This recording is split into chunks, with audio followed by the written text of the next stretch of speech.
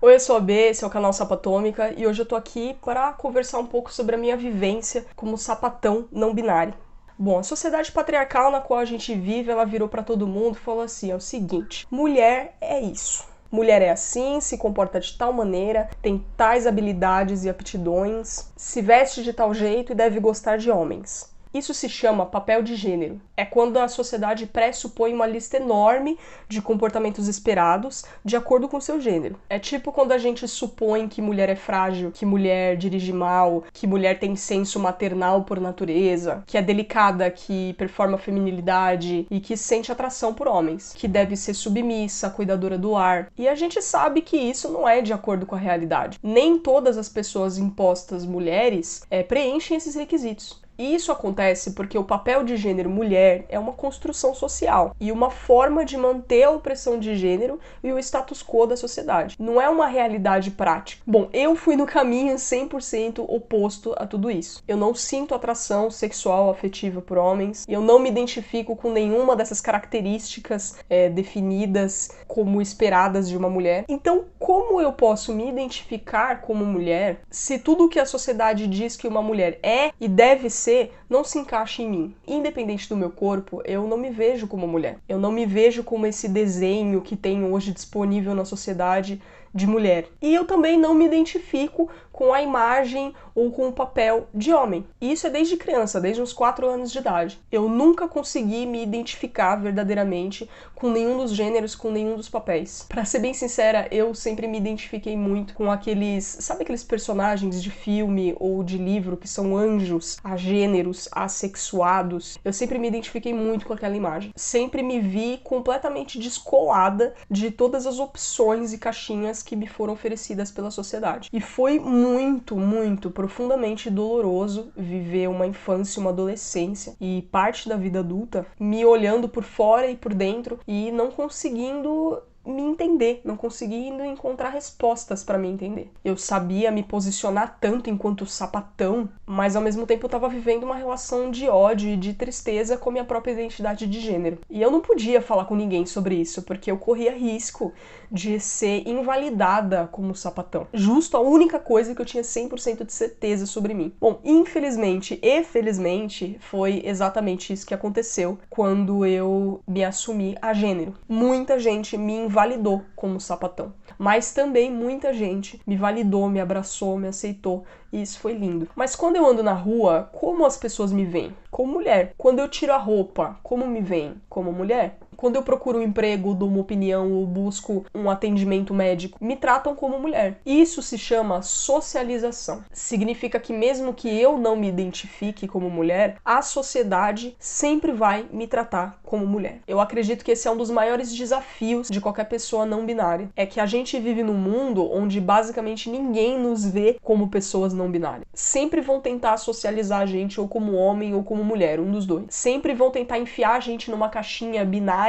porque não conseguem ver que existem outras possibilidades, outras maneiras de ver as coisas, outras maneiras de ser. No meu caso, eu nasci e vou morrer sendo socializada como mulher. Esse papel, essa imagem de mulher é forçada em mim, eu querendo ou não. Eu literalmente não tenho outra opção a não ser viver nessa sociedade como mulher, no sentido social, político e econômico. Ainda que na minha comunidade, entre os meus e pro mundo inteiro, eu grite que eu não sou daqui e que eu não me encaixo nisso. Então agora você entende um pouquinho sobre a minha vivência como pessoa não binária. É importante a gente ter em mente que a vivência não binária ela é diferente para cada pessoa. Depende de como você é socializado e também depende da sua relação com a sua não binariedade, que é sempre muito individual. Por exemplo, a Glória Groove, cantora, se identifica como uma pessoa não binária fluida, que flui entre homem e mulher. Tem pessoas que se identificam, se sentem ambos ao mesmo tempo, que não fluem, é o tempo todo. Eu me identifico como uma pessoa não binária agênera. Veja, agênero não é um meio termo entre homem e mulher. Muito pelo contrário. Agênero é quando você não é nenhum, nem outro, nem nenhum. Eu não consigo me identificar com nenhum dos gêneros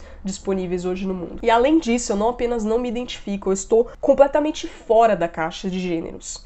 Gêneros não existem pra mim. Gênero é uma coisa que não faz sentido pra mim, eu escolher um gênero, eu me encaixar num gênero, justamente porque nenhum deles parece nenhum deles se parece comigo. Então eu tô completamente fora disso, eu sou agênero. Agora vamos recapitular um pouco. Então eu sou socializada por onde passo como mulher. E sendo agênero, significa também que eu não tenho nenhuma identificação com homem ou com masculinidade. Bom, além de ser uma pessoa gênero, também o meu alinhamento, a minha performance, a minha expressão é andrógena. O que significa que eu não performo nem feminilidade e nem masculinidade. E esse é um ponto extremamente importante de se entender. Décadas atrás, as pessoas criaram esse termo sapatão, pessoas preconceituosas, né? E o termo sapatão ele foi criado de forma pejorativa para ofender exclusivamente pessoas que deveriam agir, parecer e se comportar como mulheres, segundo a visão do patriarcado, mas que iam contra tudo isso. Então, uma dita mulher que não vestia roupa de mulher, que não se comportava como mulher e ainda por cima se relacionava com outras ditas mulheres. Isso, para os preconceituosos, era a famosa sapatão.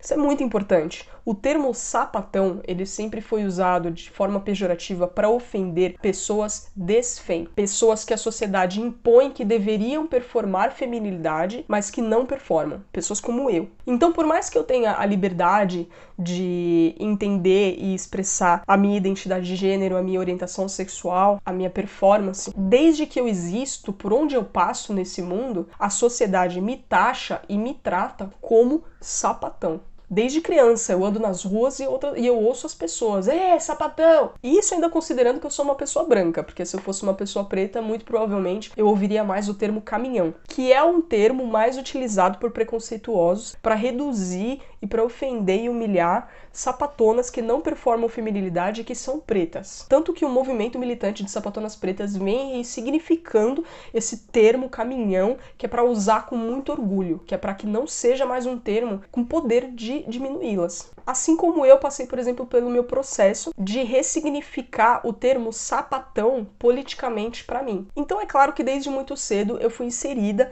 na comunidade sapatão. E obviamente eu me encontrei na comunidade sapatão e me identifiquei com ela. É o meu lugar de fala, é o meu status social, é a comunidade que discute as minhas pautas. Mais do que não me relacionar com homens e renegar quaisquer definições de identidade criadas pelo patriarcado, sapatão também é a forma como eu vejo o mundo, como eu experiencio a vida e como eu me relaciono com todas e com tudo. Uma mulher cisgênero heterossexual não vê o mundo e não se relaciona com o mundo da mesma forma que uma sapatão, da mesma forma que eu. Para além disso, minha namorada, que também é uma pessoa não binária, também é socializada como mulher por onde passa. E teve o gênero mulher imposto a Elu quando nasceu. Logo, quando a sociedade vê nós duas de mãos dadas na rua, a sociedade nos vê como duas mulheres, como lésbicas numa relação lésbica. O nosso sexo é visto como lésbico. O preconceito que nós sofremos pela sociedade é um preconceito direcionado a duas mulheres lésbicas. Nós sofremos lesbofobia. A comunidade que nos acolheu a vida toda foi a comunidade lésbica. Nossas vivências sempre foram lésbicas e nossa socialização também sempre foi lésbica. Então, por mais que a gente não se encaixe e não se veja nesse papel de mulher imposto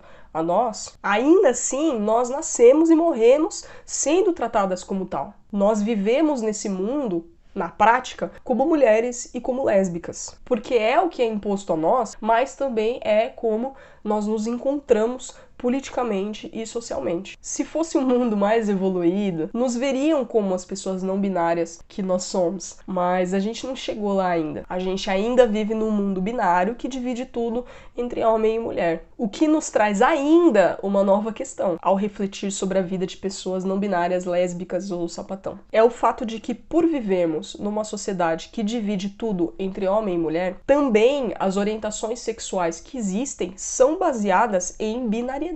Para definir a sua orientação sexual hoje, você precisa ser homem ou mulher. Se você for uma pessoa não binária, parece que não existe orientação sexual adequada para você. Infelizmente, eu vejo que ainda não existe uma resposta definitiva para essa problemática. É uma problemática fresca, que a gente não discutiu o suficiente ainda, estamos começando. Para mim, criar um nome novo, uma orientação sexual nova, não é a solução, porque não muda a forma como eu vivo e como eu sou socializada nesse mundo. Como eu já expliquei expliquei anteriormente. Eu vou continuar sendo tratada e vista como sapatão, e isso é um fato. Então fica aqui o meu convite para todos nós refletirmos, né, essa problemática, refletirmos essa questão. Também é importante a gente manter em mente que pessoas não binárias sapatão sempre fizeram parte da comunidade lésbica e contribuíram para sua construção desde que a comunidade lésbica existe. Nós somos integrantes dessa comunidade, assim como qualquer sapatão, assim como qualquer lésbica. E a nossa lesbianidade, a nossa sapatonice é tão válida quanto a de todas que estão nessa comunidade. E eu não preciso listar o nome de pessoas não binárias